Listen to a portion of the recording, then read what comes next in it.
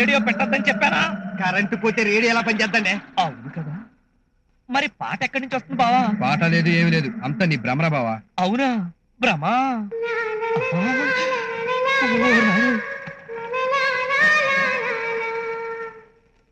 నిజమేరా, ఎవరో పాడుతున్నారు.